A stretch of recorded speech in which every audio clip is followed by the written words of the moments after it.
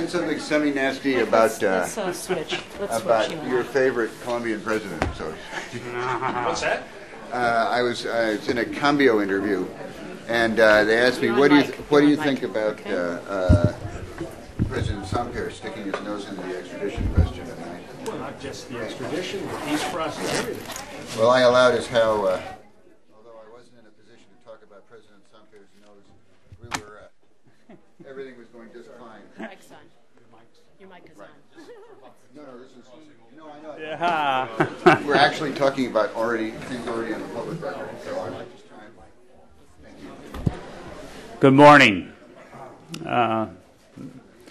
Mr. Ambassador, guests from Colombia, those that I hope shortly will be viewing this program through a webcast. Ladies and gentlemen, welcome to the Woodrow Wilson International Center for Scholars, the official and living memorial to our 28th president. The center is a public-private institution receiving some government funding, but raising slightly more than half of its resources from non-appropriated and private sources. The center's mission is to bring together thinkers and the doers, scholars and the policymakers, the academics and the business practitioners, and the confident hope that from their dialogue on public policy issues, each will learn from the other. The work of both will be enriched, and better understanding and better policy can emerge. As the only president we have had who had a doctorate, Woodrow Wilson spoke eloquently to the challenges and the benefits of bringing these two worlds together. Through more than 400 meetings a year and the presence of over 150 scholars during the course of a year, the center's work and its scholarship commemorates the ideals and the concerns of Woodrow Wilson. The Center's outreach extends conversations at the Center worldwide through publishing, broadcasting, and Internet programs. The Latin American program at the Center stands at the heart of this institution. Celebrating its 25th year, the Latin American program has an excellent reputation in this town, in this country, and in this hemisphere for its thorough and sustained attention to key public policy issues in the Americas. The Latin American program's important work on peace processes in the region and reducing conflict is led by Dr. Cynthia Arnson, who put together this excellent conference. Cindy's strong leadership has been exceedingly important for the Woodrow Wilson Center. The Center does not develop specific policy recommendations and does not represent any consensus of thought or beliefs. Rather, it is a nonpartisan center for advanced study, a neutral and civil forum for free, open, serious, and informed dialogue. We separate the important from the inconsequential, and we try to take a historical perspective on the issues and put them in a broader context.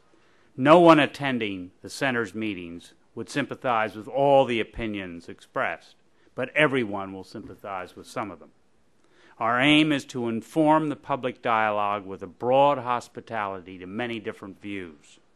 We believe in the magic of dialogue, and that is at the heart of our representative democracy. Our subject today is in the very best Wilsonian tradition, the peace process in Colombia. To lead today's important conference on a key public policy issue in Latin America is the United States Ambassador to Colombia, Bill Wood. Born in Indiana and a long and illustrious career, Ambassador Wood is now in the 11th month of his critical assignment in Bogota.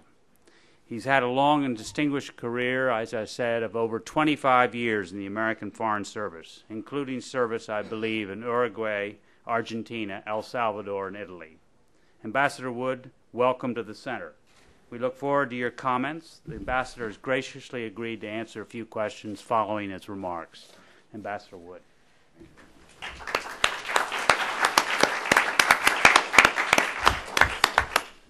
Thank you very much. I mean, it's always slightly risky to be in a place where the important is separated from the inconsequential, because you never know exactly where you're going to come out on that spectrum, but I am delighted to be here at the Woodrow Wilson International Center to discuss the vexed issue of the Colombian peace process with the AUC and with others increasingly. So, Mike, Cindy, thank you very much for giving me this opportunity. Support for peace should be the easiest of decisions, but in Colombia it is not. Indeed, in Colombia, the idea of a peace process with the paramilitaries is in many ways more controversial than similar processes with such notable bad guys as the RUF in Sierra Leone, the Tamil Tigers in Sri Lanka, or even in some ways the Taliban in Afghanistan or the Ba'ath Party and the Republican Guard in Iraq. Some in Europe and the United States have been prone to specify conditions for what is and is not a, quote, acceptable peace. And the Colombians, by attempting to establish a legal structure through what was once the alternative sentencing bill and is now called the Bill for Justice and Compensation, in advance of any agreement, have gone through a similar domestic process. In most circumstances, in most other countries, the process is reversed. The government strikes a deal and delivers a stark choice to the world: either support this peace or advocate continued conflict. Right now, the bill, which enjoys the general support of the U.S., the EU, and the UN, is awaiting adoption in the next session of Congress, which begins July 20. It was to have been adopted this session, but fell victim to other urgent matters: reform of the penal code, passage of a tough new anti-terrorism law, and the first round of debate on a constitutional reform to allow re-election of the president. It also fell victim, I believe, to uncertainty about the future of the peace process itself, and the desire of the Colombian Congress to adopt a bill that would reinforce chances for getting a good peace without impeding the chances for an acceptable one. Does this mean that the government of Colombia should accept and the U.S. support peace at any price? Obviously not. In the case of Colombia, we should not consider support for any peace process unless it offers a good chance of ending conflict with the faction in question, reinforcing democracy, justice, and the rule of law, reducing narcotics trafficking, and providing the foundation for long-term peace, social equity, and development. I am convinced that those are the goals of the government of Colombia. But after that, it gets murky. One interlocutor told me that he believed that durable peace with the paramilitaries required that 100 paramilitaries each go to jail for 10 years. Or maybe a little less. He wasn't sure. I agree with him. I'm not sure either. But I am sure of one thing: that we should defer to the democratic processes of the country that is waging the war. Colombia knows the cost of continued conflict and the benefits of future peace in a way that those of us outside the conflict cannot. And the strength of Colombian democracy gives the Colombian government the legitimacy to make the decision. That is the basis for the U.S. position that national reconciliation in Colombia is first and foremost up to the Colombians, and our desire to assist where we can be of assistance. With that sort of metaphysical introduction, let's look at where we stand now. In January, 6 months after the AUC had declared a cessation of hostilities, President Uribe was so dissatisfied with the continued, albeit reduced, level of violence against civilians and continued narco-trafficking by the AUC that he launched a major initiative to force them to the next stage of the process: verifiable concentration of forces. He reached a controversial agreement in January, ratified by the OAS in February, for the OAS to act as verifiers. In early April, the talks looked as though they were breaking down. Carlos Castaño, historical leader of the AUC, drug trafficker and terrorist, fugitive from U.S. justice, and the loudest voice at the negotiating table on the AUC side for a negotiated peace, had disappeared. The leadership of the AUC increasingly was in the hands of long-term narco-traffickers, without even the veneer of a historical political agenda. Peace Commissioner Restrepo had made a trip to Cordoba Department, where the talks were being held, to reverse his previous efforts to get an agreement that included all major AUC factions, and instead to simply see if any of the factions were willing to sign on. He was not successful. The U.S. Embassy was loudly criticizing the paramilitaries for their open descent into unambiguous narco-terrorism. They have lost their disguise, was our cry, although it was never much of a disguise. On April 27, President Uribe issued an ultimatum to the paramilitaries, which may have been a pivotal event. Its key elements were, first, a first-ever accusation that the supposedly patriotic paramilitaries were targeting President Uribe for assassination, a true statement. Second, a statement that the peace process could not advance in the face of continued violations of the cessation of hostilities, drug trafficking, and other paramilitary violence. Third, a call for the paramilitaries to accept a concentration zone with clear rules under OAS verification. 4, a threat that, otherwise, the government would continue to fight until they were annihilated. And 5, a confirmation that extradition was not a subject for negotiation. Although the U.S. had no hand in drafting this statement, we strongly supported it, most directly during Undersecretary Grossman's visit in early May. Less than 2 weeks after that statement, AUC leadership advised the government that they were prepared to sign the draft peace agreement. Key elements of the agreement were that the 10 most senior AUC leaders, with their bodyguards, about 400 persons in all, would concentrate in an area of 142 square miles, that's less than 12 miles by 12 miles, for 6 months, extendable upon agreement by the parties. Concentration of leaders was an explicit first step toward development of a timetable for concentration of all paramilitary forces. Once concentrated, paramilitary personnel would enter and leave the zone only with the express permission of the government and only for the purpose of activities related to the peace process. There continues to be discussion about how many paramilitaries can be allowed out of the zone at any one time. The paramilitaries inside the zone would not undertake illicit activities, recruit, pressure, or threaten the local population or visitors, train or order or coordinate illegal actions. This is crucial. Concentrated paramilitary leaders will retain responsibility for the actions of their forces. So concentration does not give them a get-out-of-jail-free card. Arrest warrants would be suspended for paramilitaries within the zone, but national law would continue in full force there, and the government could take law enforcement action in response to any infraction. So the government can respond to any infraction by the leaders or their unconcentrated cadre. The OAS would verify compliance, including by receiving an inventory of all communications and equipment, arms, and ammunition held by the paramilitaries in the zone. The communications equipment is important because it is the basis for the continuing responsibility of the leaders for their cadre. They can stay in touch with their cadre. The military and the police would establish a security perimeter around the zone. The 11th Army Brigade already has made its initial deployments. The governments had not been able to station troops in that area for more than a decade prior to this agreement. So there's a simple tactical improvement as a result of the agreement. On June 15th, the government promulgated Decrees 91 and 92, creating the zone of concentration and formally beginning the process of negotiation toward a final peace agreement with the paramilitaries. That same day, the paramilitaries and the government announced that concentration would take place July 1.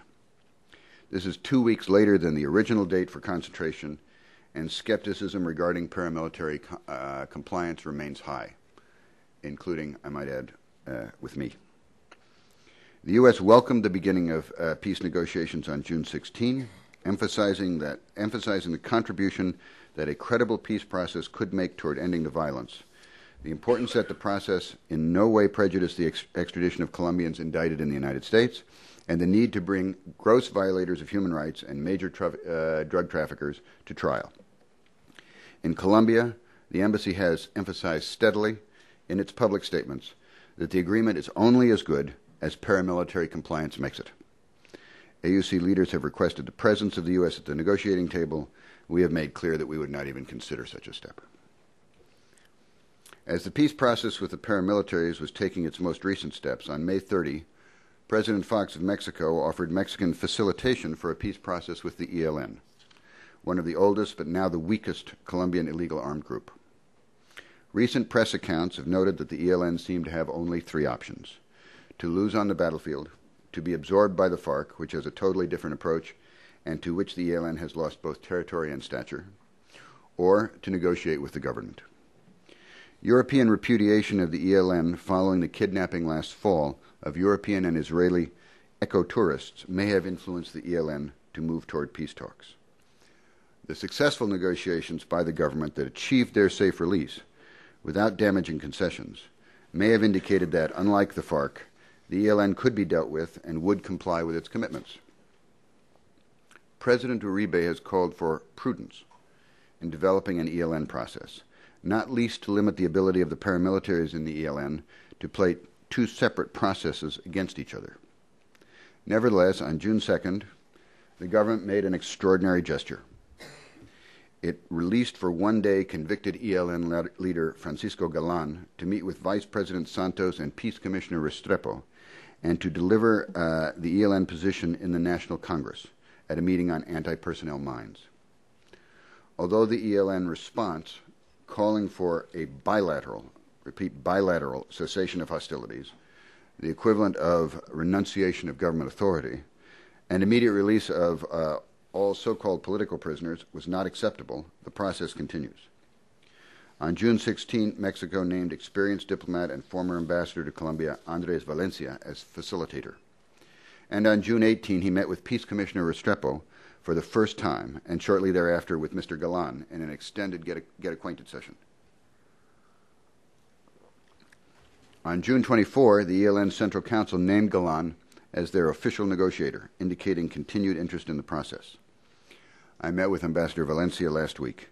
I assured him that the U.S. has long supported a process with the ELN, provided it met President Uribe's precondition for all such talks, declaration of a unilateral ceasefire, and was a serious process. We will have to see how it unfolds. In the interest of completeness, a few words about the peace process, or lack of one, with the FARC. The FARC has made numerous overtures through the UN, the Church, and other intermediaries. With the UN, they were seeking simply an initial meeting, but the preparatory talks foundered over the nature of the event. The UN wanted a serious discussion on neutral ground. The FARC wanted a media event involving either concession by the government of secure territory inside of Colombia for the talks, or recognition of FARC status in some form by a foreign host government. The talks broke down. More to the point, the FARC have never come close to accepting the unavoidable precondition of the government for a peace process, a unilateral declaration of a cessation of hostilities to include an end to narco-trafficking.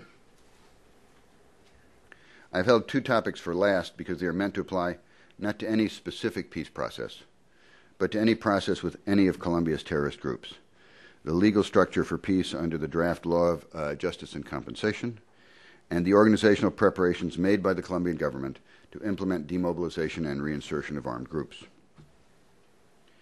The draft law of justice and compensation has evolved substantially since it was first introduced last fall.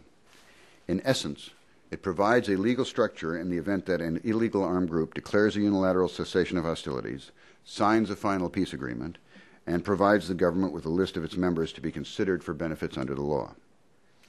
If at any stage any individual ex-combatant, so it's not simply group compliance, it's individual compliance, if at any stage an individual ex-combatant fails to fulfill his obligations under the law, he immediately loses the benefits and becomes subject to full law enforcement action. The steps in the current draft are as follows. The ex-combatant promises to meet the requirements levied by a new tribunal for truth, justice, and compensation regarding assisting victims, paying compensation, and cooperating in further peacemaking. In particular, the ex-combatant must assist the prosecutors and the tribunal in examining his own case and disclose his economic assets. The Prosecutor General reviews the ex-combatant's record, condenses all charges into one case, and sends its recommendations for a normal sentence to the tribunal. The tribunal reaches a verdict and sets the sentence. At that point, the individual has been formally convicted and sentenced according to the usual Colombian norms. Then the tribunal sends the case to the President with its recommendation that the ex-combatant be given or denied benefits, i.e., an alternative sentence. If the recommendation is denial, the individual receives the full sentence, and the President, really the Ministry of Interior, which is responsible for the prison system, determines where he will serve it. If the recommendation is to grant benefits under the law, the President makes the decision, either in favor or against benefits, and returns the case to the tribunal. Again, if he decides against benefits, the ministry determines where the sentence will be served. If the President decides in favor of granting benefits for this individual, the tribunal sets an alternative sentence between 5 and 10 years of prison and imposes obligations for compensation and peacemaking actions. Again, the President determines where the sentence will be served.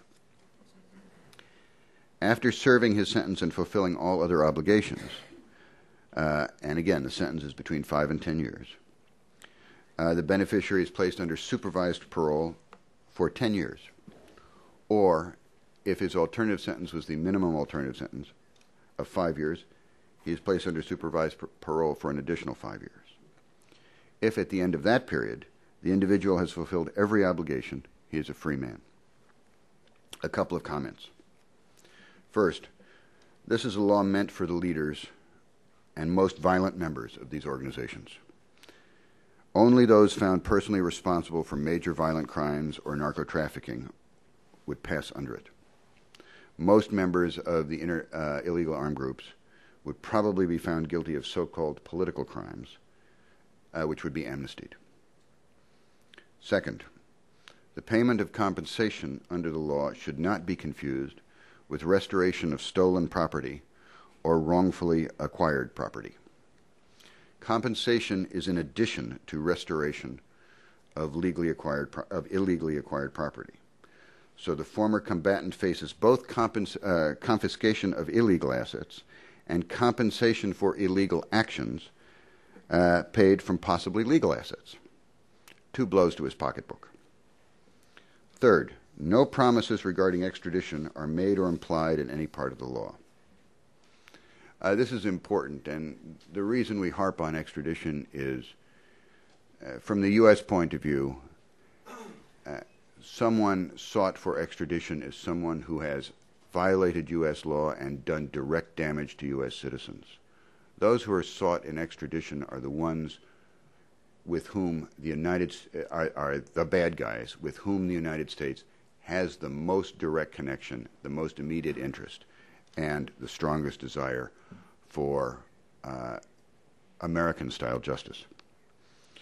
Finally, as I said earlier, the law is still in draft form, and now not one but both terrorist organizations involved in peace talks will be reacting to it at the negotiating table. The government, and Peace Commissioner Restrepo in particular, have been very, very firm regarding jail time, compensation, and extradition, in spite of intense pressure from the paramilitaries. The ELN is likely to adhere to much the same line as the paramilitaries.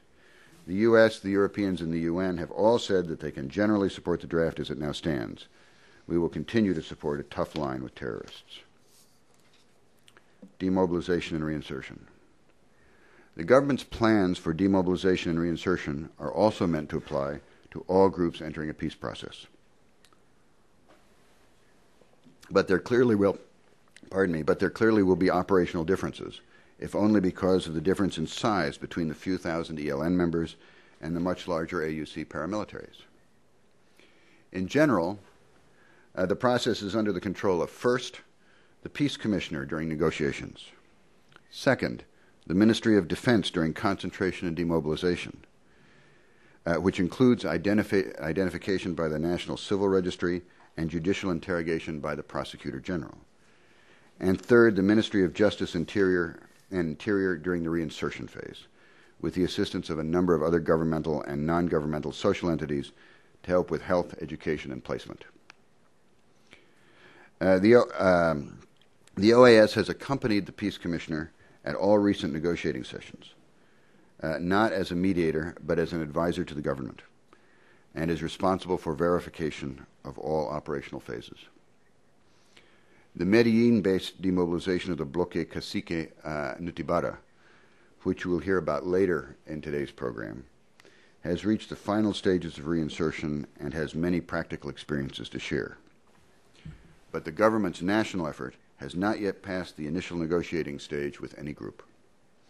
As I indicated, it was only on June 15th that the government formally ended the pre-negotiation with the paramilitary AUC group and began final negotiations.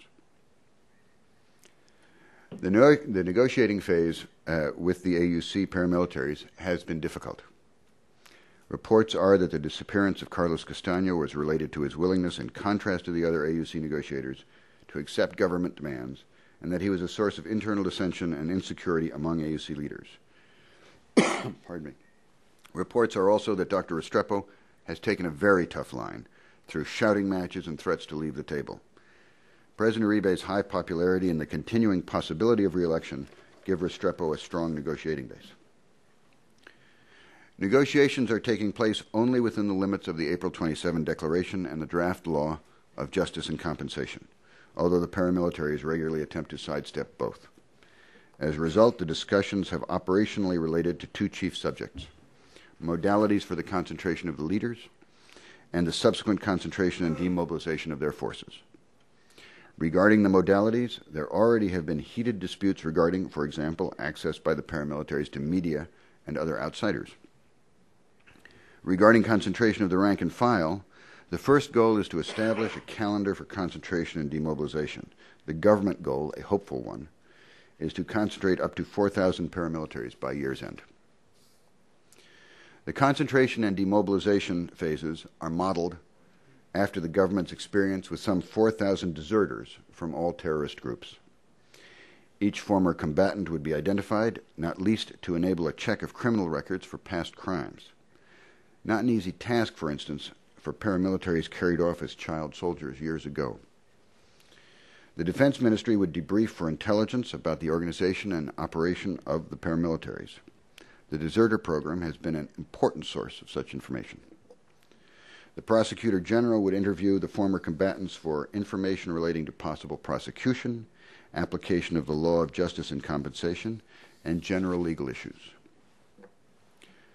Following satisfactory interviews, the ex-combatant would sign a pledge to permanently separate himself from the organization and its activities, acknowledging that any failure to cooperate would leave him open for full action of law enforcement. That would constitute formal demobilization. Finally, entry into the reinsertion program and preparation for reinsertion. This phase is supposed to last for no more than a year for each reinsertado, except in the case of child soldiers. In all cases, it is expected that the National Institute for Family Welfare, the Ministries of Health and Education, the National Training Institute, and a number of others would work to prepare the ex-combatant for return to normal life in body and in mind. In cases where ex-combatants want to return to farms or other places they formerly worked, they normally would be allowed to go. In other cases, they would be prepared for some sort of regular work. They would receive a stipend during this period in exchange for cooperation and work that did not interfere with the other tasks of this phase. Estimates have placed the cost of the whole demobilization process at about $8,500 per head, or more than $42 million for 5,000 reinsertados. The government is still defining the specific elements of the program, so the precise numbers are not yet available. They may even be affected by the negotiations themselves, so we may not be able to know the costs in complete detail for a while longer. Although the cash-strapped government will pay the lion's share of the cost of concentration and demobilization, they need help on the more humanitarian reinsertion side. They are requesting that the international community contribute up to $5,700 per reinsertado. We are studying the policy, budgetary, and legal implications of U.S. assistance. One thing is clear. The cost of reinsertion for each ex-combatant would be substantially lower lower than the costs of his continued illegal activity, plus the costs of confronting and defeating him militarily. Not to mention the continued suffering by the population and the armed forces that would entail. A good peace is also a good deal. A bad peace, of course, is a very bad deal. The OAS verification mission has also faced financial difficulties. The U.S. provided several $100,000 to help OAS mission head Sergio Caramagna launch his office. The government just provided $1 million for further preparation and development, but long-term funding is unclear. Until that is pinned down, Caramagna, who is working almost alone, says he is unable to write contracts with the experts he needs to do the actual work. In addition, Caramagna says that he has critical needs for vehicles and communications gear. In all such operations around the world, mobility and communications compensate for not having sufficient personnel to be in all places at all times. Sweden appears to have offered to send an expert to work in Caramagna's office, who will come with some equipment. The U.S. recently reached a decision that continued assistance to the OAS is legally possible for us if there are no changes in the program. But since the program is still in development, there will be changes. So we are working to broaden that decision. Bottom line, thank you for your attention to what has been a very long and probably too detailed presentation. In closing, I'd like to leave you with some concluding thoughts. First, this is hard. Finding a balance between peace and justice necessarily implies that neither goal will be served perfectly, so judgment is a key factor. The draft law of justice and compensation has been toughened substantially since its introduction, precisely because voices inside and outside Colombia didn't think the first draft got it exactly right. That debate will continue inside and outside Colombia. Second, this is uncertain. The paramilitaries are composed of many different kinds of people. Child soldiers who never had a chance to know better.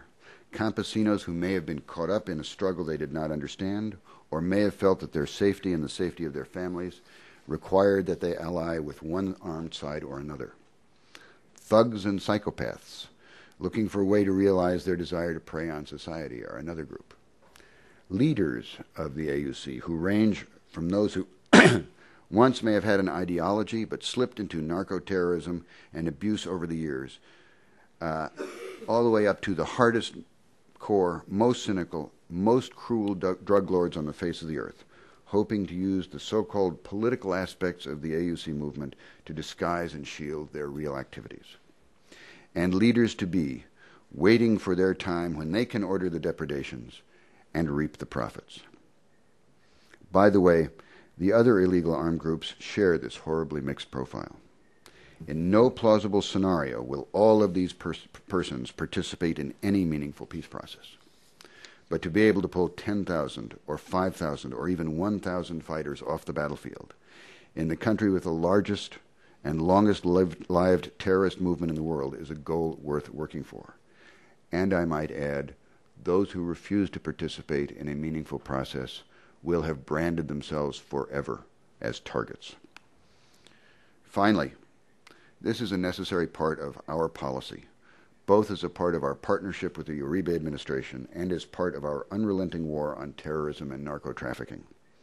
Just as we support alternative development to undermine the economic and social structure that has contributed to the growth of narco-terrorism, we must also support a pull strategy to complement our forceful push strategy to destroy the political and military structure of the illegal armed groups. And we have to get it right. Thank you again for your attention, and thanks again to the Woodrow Wilson International Center for hosting this important discussion, so directly relevant to the well-being of our citizens as they live their daily lives in American cities, suburbs, and towns. Thank you all very much.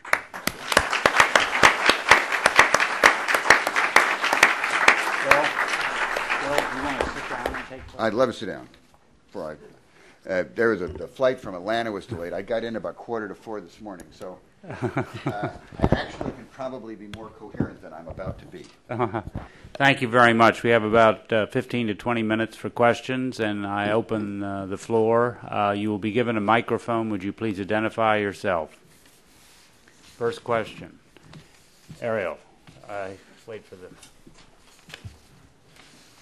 Thanks for taking my question. My name is Ariel Mendez, and I work here at the Woodrow Wilson Center.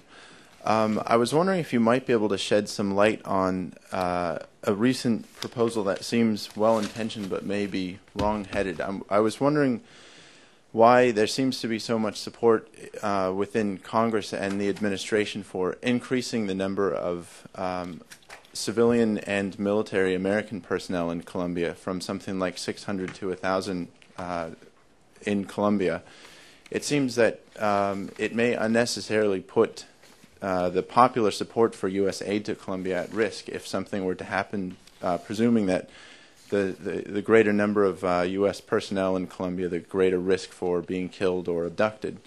Why isn't there more emphasis on training Colombians either here in the U.S. through institutions like the School of the Americas, or if they must be trained in Colombia, as far away from paramilitary organizations as possible? A couple of quick thoughts here. First, the reason for seeking an increase in the legislative cap is actually a quite practical one, and that is that as ambassador I am forced to turn away trainers and planners and aid contractors on a fairly regular basis. It slows the work. In terms of the other part of your question,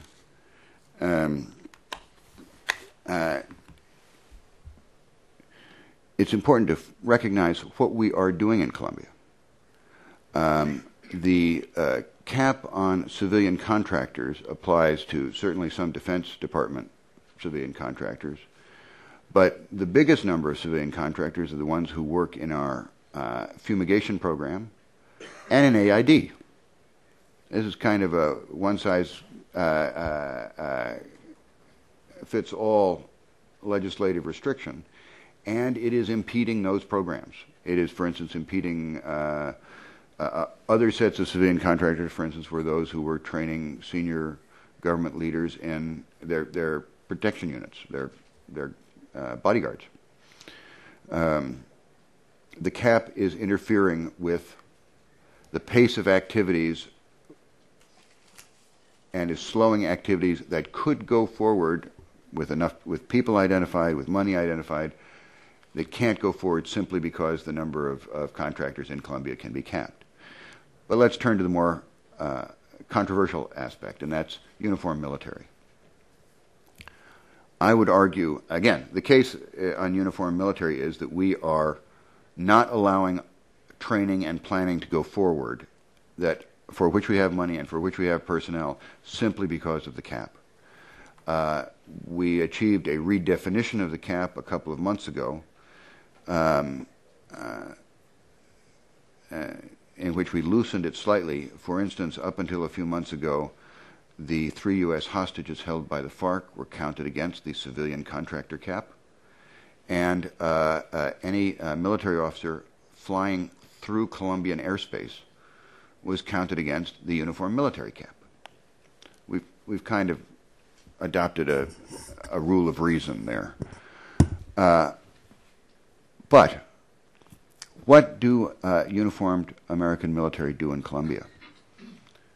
They work in the CON, which is the equivalent of the Pentagon, at headquarters, and they deploy to no unit smaller than a brigade-size headquarters. They do not patrol. They do not go in harm's way. They are under instructions that unless they are actually themselves facing an immediate threat, if they hear gunfire, their job is to move in the other direction. They are doing nothing but providing training, planning, logistical support. And by the way, they're doing a magnificent job. When in a recent interview, I talked about, I said that in the 10 months plus that I've been in Colombia, I have visibly seen the public forces carry out operations with enormous success that were not possible to them when I arrived. I can tell you there is a direct linkage between the U.S. training and planning and equipping and that increased capability. So I would argue that rather than focus on the simple numbers, focus on the task, and the task is not to be involved in combat. It's not to go in harm's way. It is to help the Colombians fight our common enemy better. Thank you. Question over here. Mark Schneider, International Crisis Group. Good to see you, Mark. Good to see you. Two things. One, you indicated that you felt that it was important that at some point in the process, those paras who are not participating and not abiding by the ceasefire should bear the brunt, if you will, of the action of the government, military force, and police, etc. Why hasn't that been happening, in the sense that the U.S. Congress voted to establish, urged and encouraged the establishment of a specific unit to go after paramilitary leadership, as it did to go after the other illegal armed groups? And it's my understanding there's never been a unit that's formed, and its very formation would indicate the willingness of the government, or determination of the government, to carry out its policy of going after all illegal armed groups, particularly during this process of negotiating with those who are willing to negotiate and those that are not. Just one other. You mentioned the question about... this one's the easy one, right? That's right. You mentioned that one concern was that the paramilitary should not be allowed to retain illegally acquired assets. It's our understanding that they've been buying up land in the north at a fairly fast rate. The question is, are there any assets that they've purchased or acquired while they've been part of the paramilitary units that would not be illegally acquired? Well, I'll answer the second question first, because you're right. I was right. It was the easier one. In the case, for instance, of Simon Trinidad, he comes from an upper middle class family, and in fact, started out life with assets. So he may well have some assets that weren't illegally acquired. That doesn't mean, under the law of compensation and justice, that they couldn't be gone after. But I think at least in a legal environment, it would be difficult to start out with the assumption that all assets were ipso facto illegally acquired. But as I say, I think that there is a vehicle for going after both illegally acquired and legally acquired assets. Regarding the first part of the question, I guess I would provide a personal reaction that the paramilitaries, with something over 10,000, say 13 to 15,000 actives, is way beyond the scope of any specific unit. The numbers that we have seen and attempted to verify are that in the first 20 months of the Uribe administration, roughly twice as many paramilitaries have been killed or captured as during the immediately preceding 20 months at the close of the Pastrana administration. So we don't see the Uribe administration as going soft on paramilitaries, and as long as we don't see that, we're frankly slightly. That's the focus we want to maintain. I might add that in other areas, not under the control of the government, like substantial changes in the Fiscalía General and the Prosecutor General's office, which was also riddled with paramilitary sympathizers or collaborators or cooperators or accommodationists, or however you want to create a hierarchy. We are convinced that the recent reforms, the firing of more than 20 senior prosecutors, the requirement that all remaining senior prosecutors undergo polygraphing, and steps toward creating an internal investigation unit that for the first time will have the authority, the independence, and the mandate to clean the place up a little bit. We think that kind of step is a good thing too. Lastly, and you You have to take my word for it because I haven't got any evidence other than my own heart. But I have had long and detailed conversations with President Uribe about the paramilitaries, and I am personally satisfied that he views the paramilitaries as every bit as much a threat to Colombia as any of the other illegal armed groups or any of the less politically labeled but unbelievably destructive, purer narco-trafficking organizations. Good. Got a few more questions here, down here, Luis. Luis Bittencourt, Wilson Center. Mr. Ambassador, thank you for this excellent synthesis about the overview about the Colombia situation. You started your presentation mentioning how difficult it is to provide support for peace in Colombia. And one of the things that cause concern in the region is, for the other countries, the neighbor countries, is certainly the presence of the United States helping Colombia. How do you see today the understanding in the region about the U.S. presence there, and how do you see the prospects for more cooperation from countries in the region also interested in the Colombia situation? I think I would say two or three things. Certainly, people around the world are slightly ambiguous regarding the embrace of the gringos.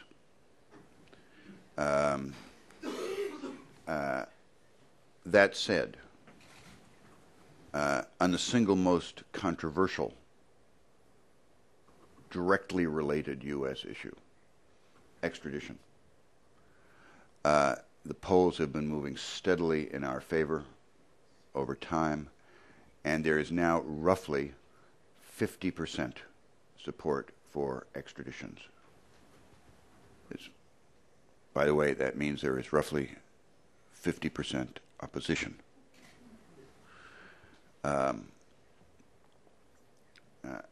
Certainly, I attempt to be as charming as I possibly can all the time. Bottom line, I think that we have a close, productive, and cooperative relationship inside Colombia, not simply because of the harder edge of our policy, our very strong support for military action, police action against narco-terrorism and illegal armed groups, but also because of the softer side of our policy. People do recognize that we are supporting development. People do recognize that we have now assisted something on the order of 1 million internally displaced persons. As you know, Colombia, according to the UN, has the third largest internally displaced population in the world, following Sudan and the Democratic Republic of the Congo. Frankly, although the free trade agreement negotiations are highly controversial and individual sectors are worried about how they're going to come out, in fact, it turns out to be a fairly positive initiative, and the closer commercial relationship between Colombia and the Andean region in general and the United States seems to be a fairly popular thing. So, although there is some resentment, I would have to conclude that that good relations with the United States is a plus. In the rest of the Andes, I think it's also a plus. And when they look at the budget numbers, frankly, I think that they wish that they were more, that the relationship was more like that of Colombia. I think I'd like to see it more like that of Colombia too, provided, of course, it didn't diminish anything provided to Colombia. But there's a question of political will. There's a question of institutional absorptive capability. It is relevant that 3 of the 5 Andean presidents barely make it into double digits in terms of level of popular approval. It's not because they're bad presidents necessarily, but it does have a direct impact on their ability to carry through difficult, ambitious, controversial policies. President Uribe was elected with about 54, 55%, and he's now somewhere in the 70 to 75% approval level. He is able to withstand a certain amount of the normal political chaff that accompanies any open political process. And because of that, so what you have is a circumstance in which the nation facing the best financed, best defined, most violent threat also has the strongest presidency, the strongest institutions, and the clearest will to confront that threat.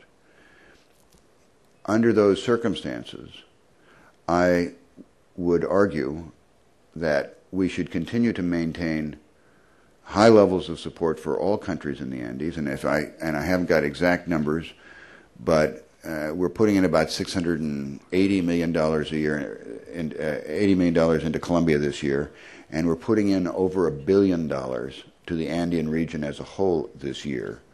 So although Colombia is unquestionably getting the lion's share, and we're not at the moment giving very much to Venezuela, although we are providing selected assistance,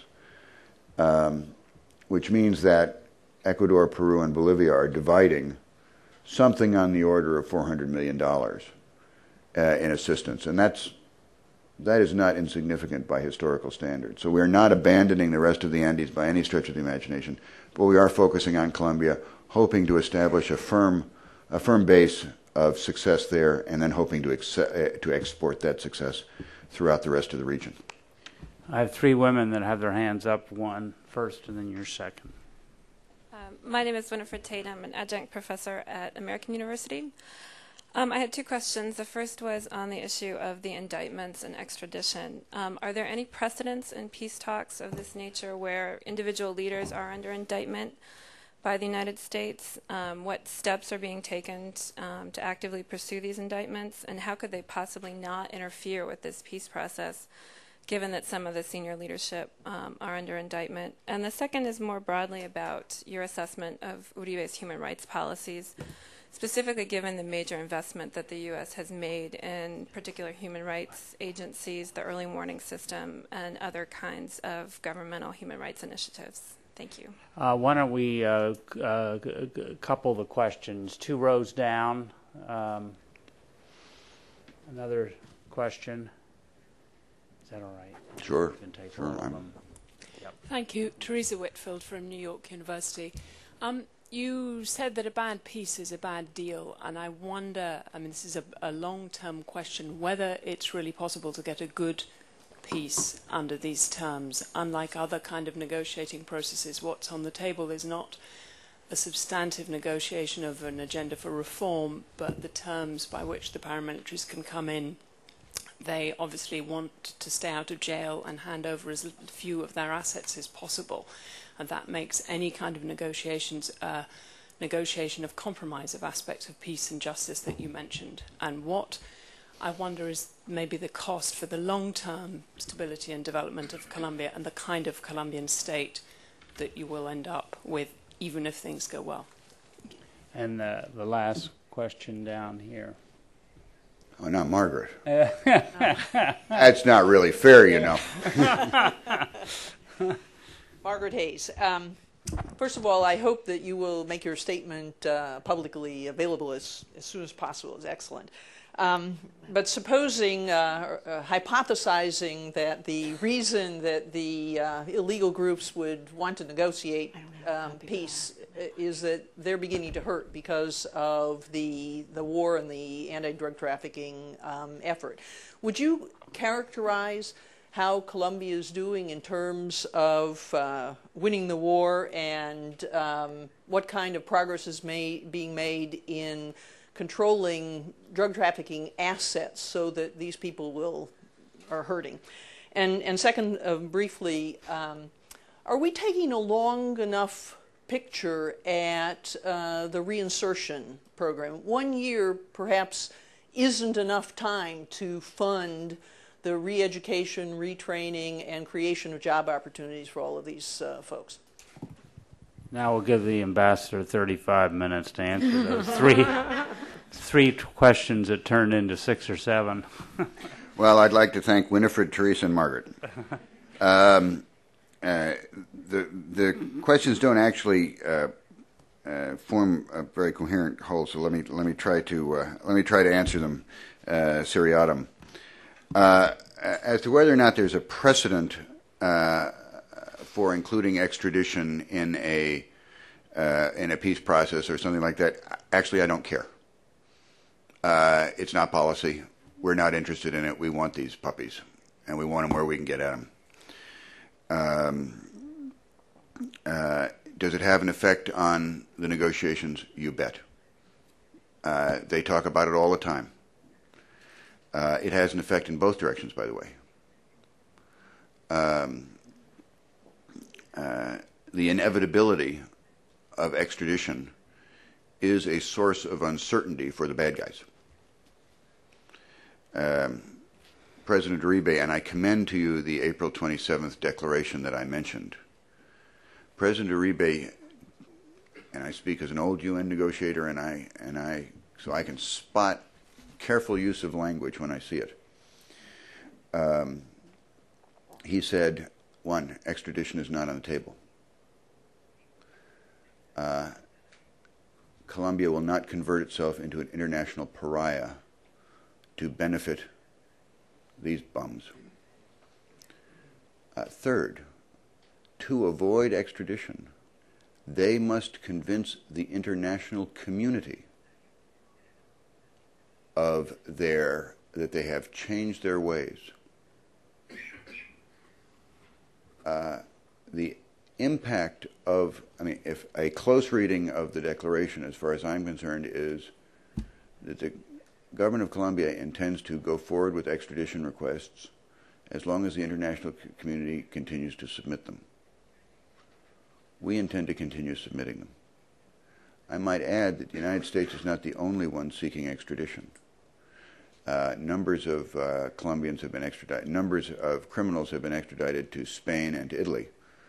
And I think that there are openings for extraditions to other countries, because there are certainly some of these people have committed crimes against other countries under those other countries' laws. Anyway, I don't see a change in our posture toward extradition in the foreseeable future. Winifred, you asked, and Teresa also sort of touched on the question of Uribe's human rights record. This is coming at a difficult moment because, frankly, the President has made some recent statements about NGOs that have not been helpful and which the United States does not support. This is frankly confusing to me because inside of Colombia, President Uribe has worked hard to open up political space, including for opposition leaders of the left. He actually has a pretty constructive relationship with the Polo Democrático, with Lucho Garzón, the mayor of Bogotá, Angelino Garzón, the governor of Valle de Cauca, and other opposition leaders from the left. He also has a pretty good relationship with opposition leaders from the right, but that won't come as quite a big surprise to you, so I won't stress that. He does feel, by the way, the embassy has criticized his statements most recently in a Cambio article that came out over the weekend. He does feel appropriately proud of his human rights record. We share his pride in that human rights record. people are alive today who would not have been alive had he had a different human rights record. Corrupt officials have been fired. Corrupt military and police leaders have been fired. Members of the public security forces have been trained. The subject of human rights is not a subject over here, it's now sort of dead center. And so much of that has to do with the President's personal involvement and the activities of his senior-most appointees. At the same time, while he should be enormously proud of the distance that he has covered, and like all of us, when we are carrying out controversial and difficult policies, he is entitled to be frustrated when he sees others not paying enough attention to what he thinks is the distance that has been covered, and focusing exclusively on the distance still to be covered. It is important that everyone realize there is still a difference to be covered. They aren't there yet. So we have some troubles with his statements about NGOs and others.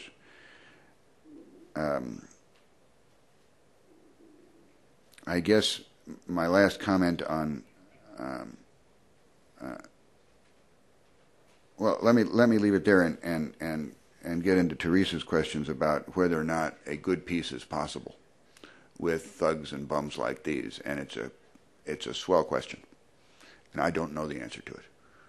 I only know that a good peace is worth trying, and it is worth trying for a couple of reasons. First, because simply the process itself has reduced violence against civilians. There are people who are alive today because the government launched, on a fairly tough-minded basis, the possibility of talks. You will hear in Medellin, for instance, how homicides in Medellin declined by 25% in 2002 and by roughly 45% in 2003. And at least one representative of an NGO of a not far-right nature told me 2 nights ago that he attributes it to what he referred to as the tregua, the truce between the government and the paramilitaries. Well, I don't think it's a truce, because a truce implies that the government is allowing the paramilitaries to go about their normal activities other than those activities that are specifically the subject of a truce. So I wouldn't use the word truce, but it is certainly the case that the peace process with the paramilitaries has contributed to the reduction of in violence against civilians, and that's a good thing. I also completely agree that a bad peace, that is to say, and what do I define as a bad peace? I define as a bad peace one that does not change behavior definitively for those who are who go through the peace process. Teresa, you said it doesn't contain an agenda for reform. Well, the agenda for reform is occurring outside of the peace negotiations. If indeed it is sufficient, it seems to me, if those who well, it's not sufficient, but it is understandable if a peace process can end violent activities by those who would otherwise continue to commit violence and engage in other unlawful activities. Certainly that has been the standard, as I sort of indicated at the very beginning. applied in South Africa. It's the standard that is being sought in, to some degree, in Northern Ireland. It has been a recognized standard. In the Middle East, for instance, the value of peace, the value of reduction in violence against civilians is recognized to be a goal in and of itself worth pursuing, with the desire to add as many other worthwhile goals as possible to that one. So let's see. Yes, I do think that a good peace is possible. No, I'm not really in a position. A good peace with some people is possible. As I indicated in my presentation, I don't believe that by any means all of them are going to be willing to participate. And I'm really not in a position to give you much more definition as to what constitutes a good peace, except in those sort of metaphysical terms that I began in my presentation. And finally, Margaret. Well, there's a nice simple question. So how goes the war? Actually, the war goes pretty well. By every measure that the mission has. All of our missions are going well. First, drug trafficking. Records in fumigation, records in interdiction, records in extradition, records in prosecutions for money laundering, a new wrinkle. Military. By the way, very interesting study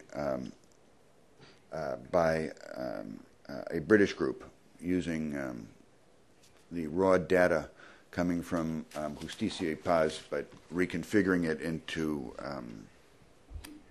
data relating to military encounters. Clearly, more sophistication, more professionalism, more cooperation among the military, more aggressiveness.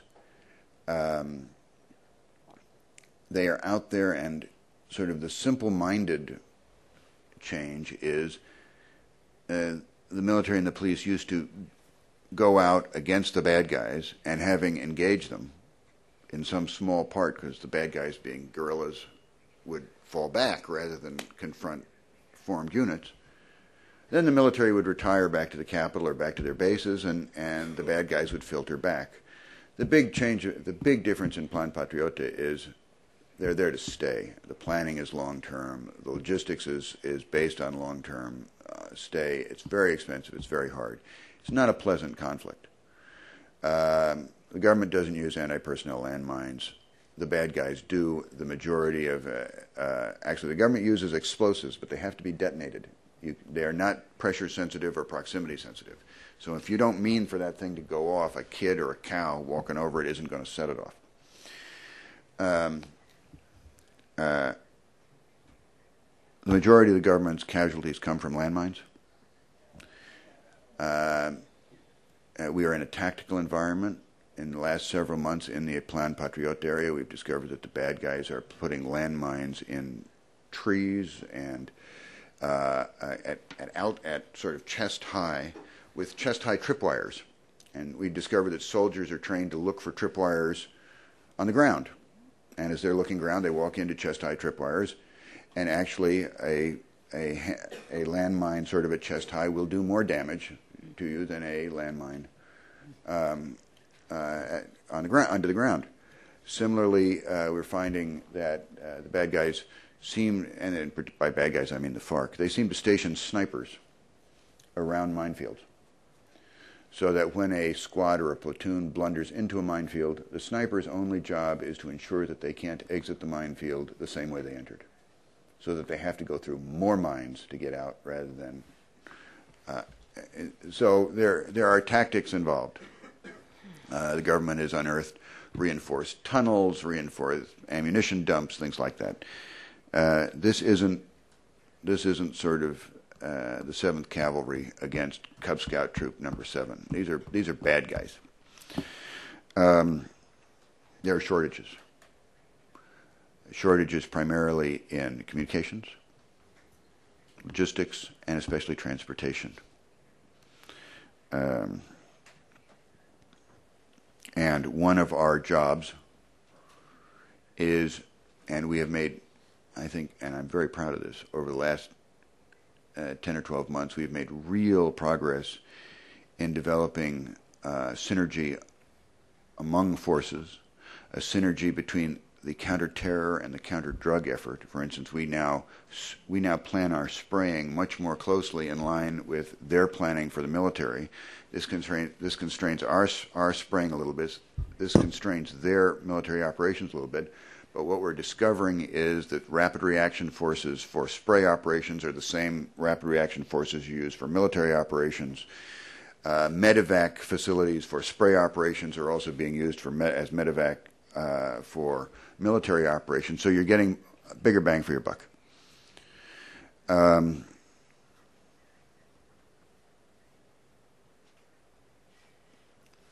The real question, of course, is when's it going to end? And it's not going to end soon. Colombia is a victim of the Mercator map projection. If you look at a map, it doesn't look as big as it is. In real life, it is the size of Texas plus California, plus a little. The population, 39 million of the population can be found in the California part, which is basically the three mountain valleys, the valleys between the three mountain ranges. In the Texas-sized part, there are a total of 4 million people. And the government has established a state presence, and it is carrying out military operations there. But this means, frankly, that the FARC has a huge distance they can fall back when they are under pressure. And they have historically shown themselves perfectly willing to fall back in order to outlast a campaign, an offensive, or a president. We'll see what happens. Sorry, I can't be more specific than that, but I think that I can say that I think that we're satisfied. Let us all thank Ambassador Wood for a marvelous presentation.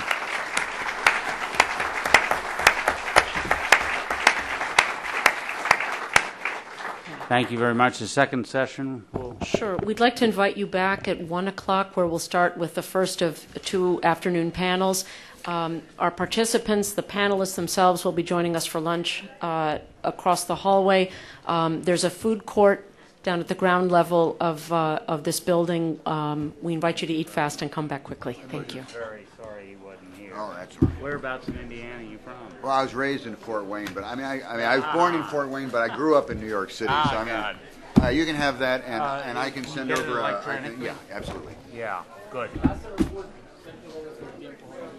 ¿Qué tal? ¿Cómo estás? Thanks so much. Yeah, not at all.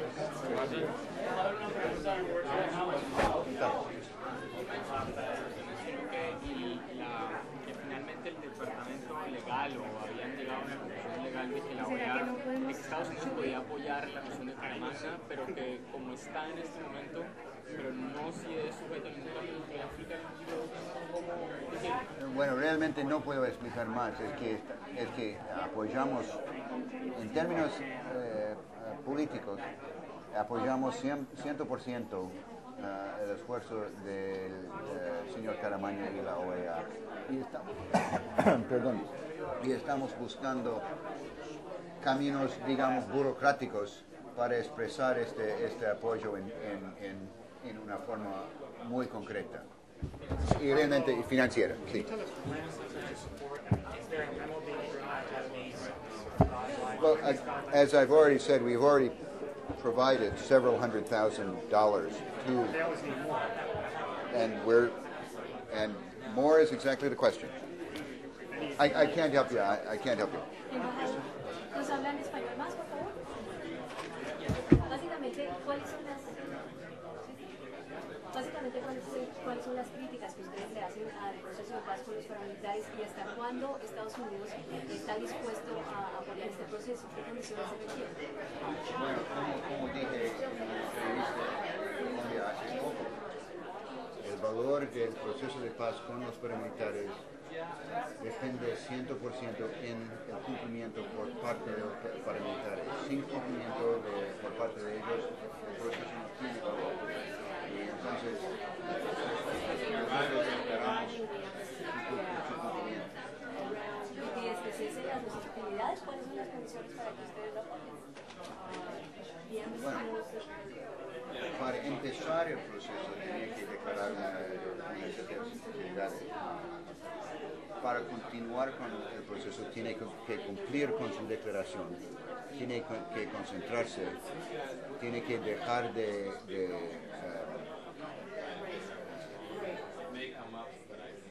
tiene que terminar sus actividades ilegales, incluso sobre todo el narcotráfico.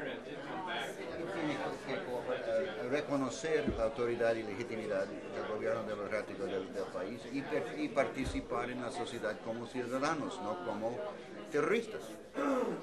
¿No va a haber delegado entonces de Estados Unidos en la mesa de negociación con los paramilitares?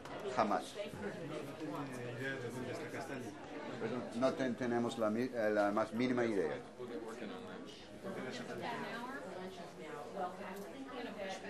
No sé. No tenemos datos. No tenemos esa información. Muchas gracias. ¿Embajador va a estar por la tarde por acá? No. ¿No? ¿Se va a No. Colombia? ¿Perdón? ¿Se va a Colombia otra vez? Tampoco. ¿A dónde se va? Bueno. Mr. Ambassador. No, eso es Hi. I bring you the greetings from Peggy Carey. Oh, I'm a good friend of her. great. And I'm a researcher at the Columbia University Uh-huh. Center for International Conflict Resolution. And I'm Great. working right now on the demobilization by paramilitary and coming down to Bogota in August. Mm-hmm. I was wondering if there is any chance that you will have some Well, time to... our aid mission is actually the ones who are really expert on this, and get in touch with them, and we can see what happens. Which one should I get in touch with? Maureen Duggan. Okay, very good. Ambassador, I enjoyed your presentation. Is there any chance that we could copy of your remarks? There's just so much information. I just gave him to Michael. He's got them. So if you, Michael Van Dusen, the head of. So he will make them available? I assume. May I ask you one question that I